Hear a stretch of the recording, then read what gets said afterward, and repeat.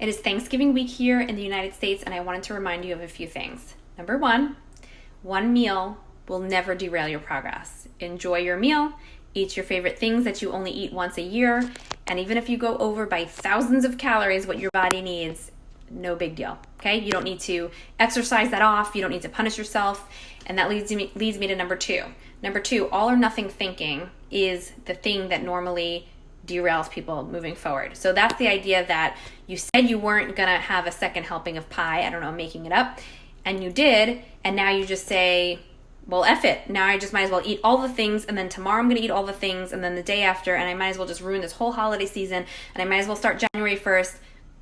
You get where I'm going with this? Number three, if you've got leftovers around that'll last you the next week and a half, that's not one meal. That's like it's Thanksgiving, maybe 2 meals a day for the next week and a half, and you can see how that can really add up and derail some of your body and or health goals. Okay, so if you think that that is going to take away from what you're looking to do, give away your leftovers to some loved ones. You know, everyone gets one leftover meal basically. Great, perfect. Bring them to work, share them with a neighbor, whatever you have to do to make sure that you don't have that much on hand, or just make less. If you're hosting, maybe just make slightly less than you did last year. Number four, if you're working with a coach like me,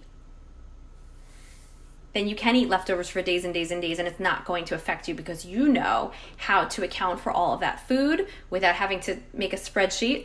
You know how to balance out your day and balance out your meals, and you know what your body needs to achieve your goals. So actually, you can have those leftovers around forever, and you'll be fine.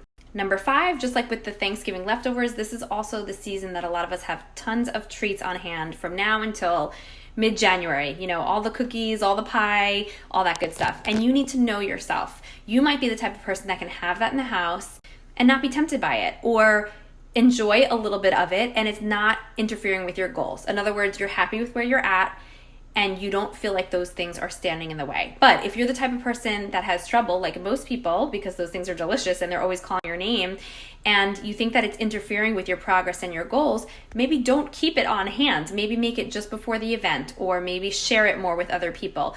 There are things that you can do, but you need to know yourself first so that you're not falling into the same pattern year after year. Last but not least, number six, let's talk about deprivation. None of this should feel like deprivation. I'm serious. So if it does, let's talk about thought patterns here. If you are making a choice on purpose to skip something, not because it's forbidden, but because you're choosing yourself and your goals and what's important to you, your health, that should feel empowering. You can make the different choice another time, right? Like you might one day choose the cookie and the next day you might choose to not have the cookie, but each time it's your choice. You always get that choice. And if you choose yourself and your goals and your health more often than the way that something tastes, you're going to notice that you're moving in the direction that you want to go. And you still get those moments with that soul food and that fun food and the food that tastes good, right? But you don't feel like you have to do it all the time, and you don't feel like you can never do it either. So if you've got that good relationship with food and with yourself, it should never feel like deprivation.